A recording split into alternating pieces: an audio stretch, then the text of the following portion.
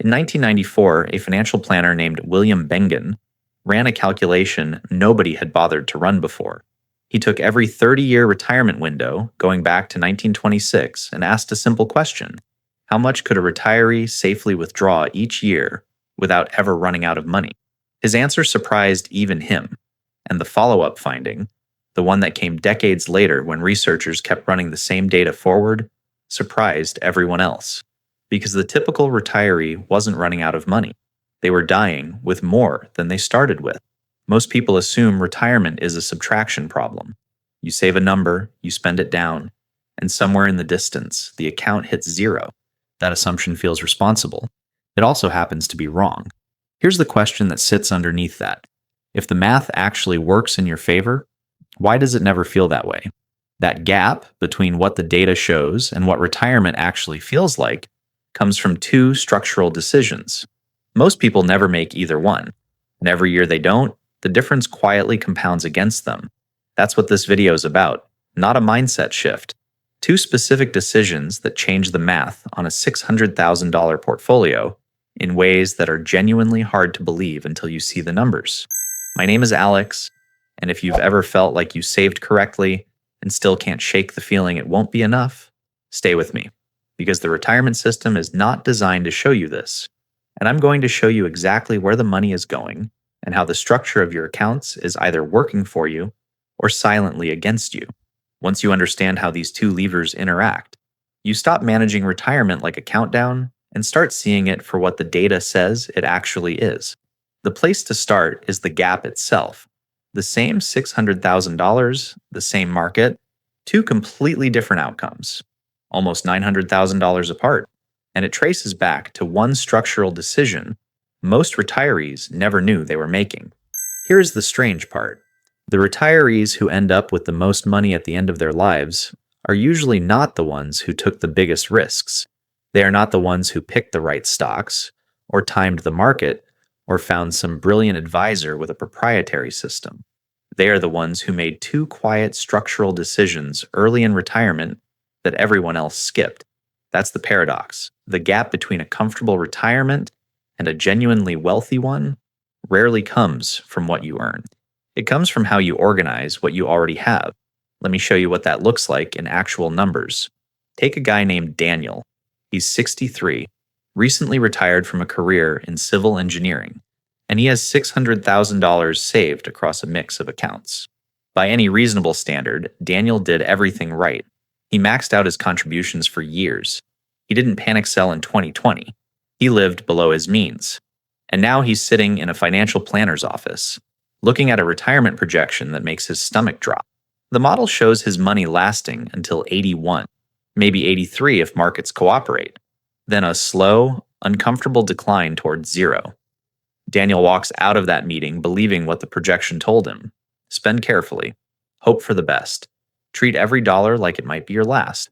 Now, take someone else in almost the identical situation. Same $600,000. Same historical market returns. Same 30-year retirement window. The only difference is two structural decisions made in the first 18 months of retirement. One is about where the money lives inside his accounts. The other is about the rate at which he draws it down. Those two decisions alone produce a completely different outcome. Not a slightly better outcome. Not a marginally more comfortable retirement. The ending balance, after 30 years of withdrawals, after 30 years of living his actual life, lands somewhere around $2.28 million. That is $880,000 more than Daniel's projection, generated from the exact same starting amount, in the exact same market. No extra risk, no market timing, no proprietary system. Now you're probably thinking that sounds like a sales pitch. And yeah, on the surface it does. But this isn't a strategy someone invented. It's an outcome that shows up consistently across more than 150 years of market data. The research doesn't show it happening occasionally. It shows it happening in the majority of 30-year retirement windows ever recorded. The reason it feels unbelievable is that everything about how retirement is presented to us runs in the opposite direction. The default framing is scarcity. Preserve capital. Minimize risk. Withdraw as little as possible. That framing is not neutral. It reflects the incentives of the institutions delivering it. not the mathematical reality of what diversified portfolios actually do over long time horizons. Daniel's planner wasn't lying. He was following a conservative industry standard designed to protect against worst-case scenarios. The problem is that worst-case scenarios are not the typical scenario. And when you plan exclusively for the worst case, you quietly sacrifice the actual case. The $880,000 gap between Daniel's projection and the optimized outcome does not come from outperforming the market. It comes from stopping two specific leaks that most retirees never knew existed. The first leak is the one nobody sees coming. It doesn't show up on your brokerage statement. It doesn't get flagged by your advisor, but it has been quietly draining your portfolio for years. And when you add up both halves of it, you're looking at a hidden 2% drain pulling against your returns every single year. Most people assume that if money is being lost, they would know about it. It would show up somewhere. A lower balance, a red number on a statement, some kind of visible signal. That assumption is exactly what makes this particular leak so damaging. It is completely invisible by design, and the first half of it has been hiding in plain sight inside the fee structure of the accounts most retirees consider perfectly normal. Here is how the math actually works. The average actively managed fund in the United States currently charges somewhere between 1.5% and 2% in annual fees. Add a financial advisor's management fee on top of that, and a lot of retirees are quietly handing over 1.75% of their entire portfolio every single year. Not 1.75% of their gains, 1.75% of everything, in a good year and a bad year alike. Against that, a basic S&P 500 index fund charges around 0.03% annually. That is not a typo. 0.03%. The difference between 1.75 and 0.03 sounds abstract until you run it forward. On a $600,000 portfolio earning 7% annually, that fee gap costs you roughly $430,000 over 25 years. Not because the market performed differently, because a different percentage was skimmed off the top every single year before compounding could do its work. Now you're probably thinking, but aren't those higher fees buying better performance? It's a fair question. It's also exactly what the industry wants you to believe. The most recent SPIVA data tells a different story. Over a 15-year period, nearly 90% of large-cap actively managed funds underperformed a basic S&P 500 index fund. Not in a bad market cycle. Across full market cycles, including bull runs where active managers had every opportunity to justify their cost. Think about what that means in practice. You are paying a significant premium year after year for a product that statistically delivers worse results than a fund that requires almost no human intervention at all. The fee is not buying expertise. It is buying the appearance of expertise. Those are not the same thing. Consider someone like Maria, a recently retired high school principal in her mid-60s with a $640,000 portfolio, sitting primarily in actively managed funds. Her advisor selected 12 years ago. She's never questioned the arrangement. The statements look professional. The quarterly calls feel reassuring. What she doesn't see is the 1.8% annual drag quietly compounding against her balance in the background. Over the next 20 years, that drag costs her somewhere in the neighborhood of $390,000 in lost growth. That's not a rounding error. That's a decade of the retirement she thought she was funding. Switching to low-cost index funds is the first step in reclaiming the 2% drain, but only the first half. Here's where it gets strange. Even after you fix the fee problem entirely, there is a second cost running alongside it. That is, if anything, harder to see. It doesn't appear on your statement. Your advisor won't flag it. Most retirees go their entire retirement without ever learning its name. It's a tax drag, pulling roughly 1.14% out of a typical portfolio every single year. And the fix for it is not about what you own. It's about where you own it. That distinction is what the three asset jars are built around, and it is the structural move that makes the rest of this possible. Nobody teaches you this in school. Nobody mentions it at the brokerage, and your advisor almost certainly never brought it up, not because they are hiding it, but because fixing it would require them to restructure your accounts in a way that takes real work and generates no additional fee. The concept is called asset location, not asset allocation, which is the familiar idea of splitting your portfolio between stocks and bonds. Asset location is something different entirely. It is the question of which accounts those assets live inside, and the answer to that question is worth more than most people ever realize. Here is the problem the three jars are designed to solve. Most investors hold the same mix across every account they own: 60% stocks, 40% bonds in the taxable brokerage. The same split in the 401k, that's the employer-sponsored retirement account. The same split again in the Roth IRA. It feels organized. It looks balanced. But from a tax perspective, it is one of the most expensive mistakes a retiree can make without ever knowing it. Here's why. Different assets generate different kinds of income, and the IRS taxes those different kinds of income at completely different rates. Bond interest gets taxed at your ordinary income rate, which for most retirees sits between 22 and 24%. Capital gains from index funds get taxed at a lower rate, often 15%, and only when you choose to sell. Dividends from broad market funds qualify for the same lower rate. When you hold everything everywhere in the same proportion, you are paying the highest possible tax rate on assets that could have been sheltered every single year without exception. The fix is to stop treating your accounts as identical containers and start treating them as three distinct jars, each one designed for a specific type of asset. The first jar is the glass jar. This is your taxable brokerage account. Everything inside it is visible to the IRS. Because of that, you want assets here that generate the least taxable friction. Broad market index funds belong in the glass jar. You control when you sell, which means you control when you trigger capital gains. Dividends, when they come, qualify for the lower rate. The glass jar works with the tax code rather than against it. The second jar is the sealed jar. This is your traditional 401k or traditional IRA. Money going in was pre-tax, and growth inside is completely untouched until withdrawal. This makes it the ideal place for your highest friction assets. Bonds belong here. Real estate investment trusts, commonly called REITs, belong here. Their interest income would be taxed at your full ordinary rate in a taxable account. Inside the sealed jar, the interest compounds for years without the IRS taking a cut along the way. The third jar is the magic jar. This is your Roth IRA. Contributions went in after tax, which means every dollar of growth that comes out in retirement is completely tax-free. No conditions, no exceptions.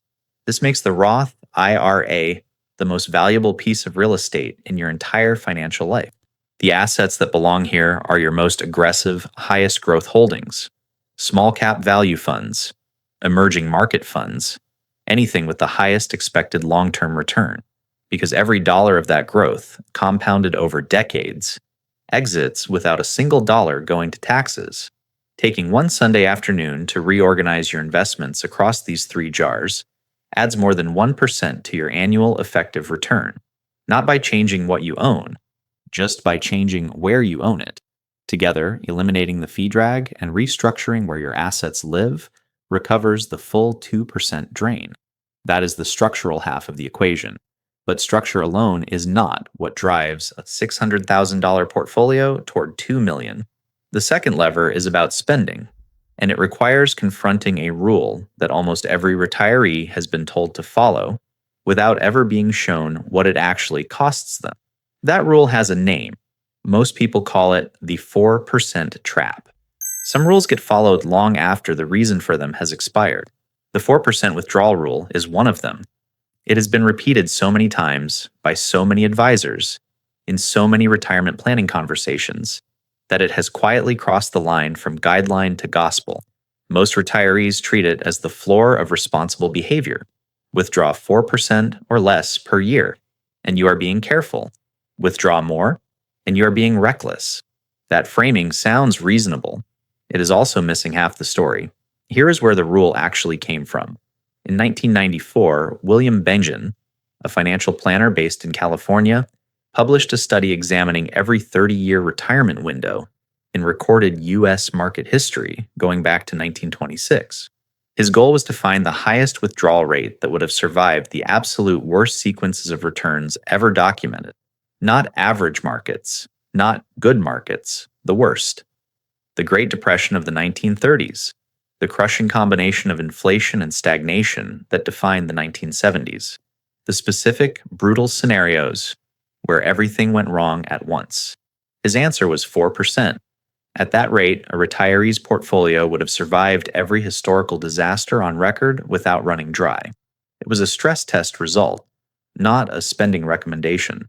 Bengen himself was explicit about that distinction. The 4% figure was the floor under catastrophic conditions, not the ceiling on normal ones. Somewhere between 1994 and now, that distinction got lost.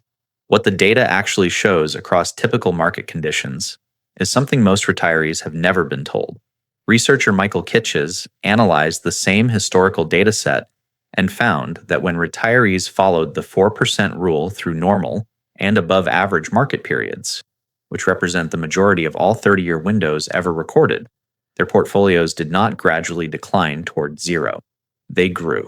In roughly half of all historical cases, a retiree who started with $600,000 and withdrew 4% annually still ended the 30-year period with somewhere around $1.8 million. Read that again slowly. 30 years of withdrawals, 30 years of living on the portfolio. And the ending balance was 3 times the starting balance. Now consider what that means for someone like James, a retired pharmacist in his early 60s who's been spending his retirement eating out less, skipping trips, and quietly rationing the life he spent 40 years building, all to stay safely under 4%. James is not being financially responsible. James is paying an invisible tax on his own anxiety. The rule designed to protect him in a Depression-era scenario is quietly costing him the retirement he actually earned. This is the pattern worth noticing. The 4% rule was engineered for catastrophic survival, and it works exactly as designed for that purpose. But when it becomes the default spending rate for everyone, including people retiring into perfectly ordinary market conditions with Social Security income and no extraordinary expenses, it produces a result nobody intended. It leaves retirees systematically underspending a portfolio that is quietly growing larger than it needs to be. And look, the risk of running out of money is real. It deserves to be taken seriously, but the risk of spending 30 years in unnecessary financial fear while your account balance climbs is equally real, and almost nobody talks about it. The question worth sitting with is this: if the portfolio is still growing while you withdraw, what is actually driving that outcome? The answer is not luck. It is not exceptional market timing. It is a mathematical mechanism that operates quietly in the background of every well-structured retirement. And once you see how it works, the $2 million outcome stops looking like a fantasy. That mechanism is what we call the compounding gap. Compounding gets talked about constantly in personal finance. It shows up in every beginner investing article, every retirement calculator, every conversation about starting early, and because it gets talked about so much, most people think they already understand it. They don't. Not really, because the version of compounding that gets explained is always about the accumulation phase, the years when you're adding money. What almost never gets explained is what compounding does during the withdrawal phase.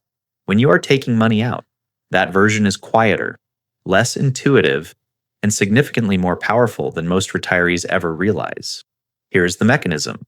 A well-structured retirement portfolio allocated to broad market index funds has returned roughly 7 to 8% annually, on average across long historical periods, net of inflation adjustments. If you are withdrawing 4% of your portfolio each year to live on, the math leaves a surplus, 7% coming in, 4% is going out. That leaves 3% sitting inside the portfolio, untouched, compounding on the full balance every single year. 3% sounds modest. Run it forward, and it stops sounding modest. On a $600,000 portfolio, 3% in the first year is $18,000 of silent growth, added back to the base. In year 2, that compounding runs on 618,000. In year 3, on a slightly larger number still. The surplus does not stay flat. It grows on itself, quietly, continuously, without requiring any decision or action on your part. This is the compounding gap, and it is the actual engine behind the outcomes that look impossible until you see the arithmetic. Now, here is where William Bengen, the same researcher who created the 4% rule in the first place, made a significant update that most people never heard about. In recent years, Bengen revisited his original findings and acknowledged something important, demanding near-perfect certainty, the kind that survives every conceivable disaster in recorded history, comes at a steep cost. It means systematically underspending in the vast majority of scenarios that are not disasters. His updated position is that accepting a reasonable 80% confidence level, rather than an extreme 99%, allows retirees to safely withdraw up to 6% annually without meaningfully increasing their actual risk of running short. The reason that adjustment is safer than it sounds comes down to something the original model treated as a constant, but real life treats as a variable: spending. Human beings are not spreadsheets. When markets drop significantly in a given year, most retirees naturally pull back. They take fewer trips, they delay a large purchase, they adjust without being told to. That behavioral flexibility acts as a built-in stabilizer that pure mathematical models don't fully account for. An 80% confidence level with a 6% withdrawal rate, combined with the natural human tendency to spend less when conditions tighten, produces real-world outcomes that look closer to the 99% model than the raw numbers suggest. And underneath all of this sits a factor that the 4% rule was never designed to fully incorporate: Social Security. The average married couple retiring in 2026 receives somewhere around $49,000 per year in combined Social Security benefits before touching a single dollar of their investment portfolio. That baseline income changes the entire character of the withdrawal problem. You are no longer pulling from your portfolio to cover basic living expenses. You are pulling from it to enhance a life that is already being partially funded. The compounding gap widens because the portfolio is being drawn down more slowly than the model assumed. This is the point where the two levers connect: structure and spending rate, working together, shift the retirement outcome from a slow decline toward zero into something that looks, counterintuitively, like the beginning of freedom from financial fear. Here is the realization worth sitting with. The retirement system is not designed to show you this. The default framing, spend carefully, preserve capital, treat every dollar like it might be your last, is not neutral advice. It reflects the incentives of the institutions delivering it. And when you follow it without understanding the math underneath it, you pay for that gap in years, not dollars. The mechanisms are straightforward once you see them. Fees compound against you the same way returns compound for you. Where your assets live matters as much as what those assets are. The 4% rule was built for disasters, not defaults. And a portfolio earning more than it pays out does not shrink. It grows. Watch for the moment your advisor presents a projection without mentioning the tax location. Notice whether your withdrawal rate was chosen for your situation or inherited from a standard template. Ask what the fee drag has cost you in the past decade, not in percentage terms, but in actual dollars. There is a question this video doesn't fully answer. If the math works this reliably over 30 years, why do so few retirees end up at the number the data predicts? The structure explains part of it, but there is another factor, one that operates earlier, quietly, during the accumulation years, that shapes the outcome before retirement even begins. That is worth understanding next.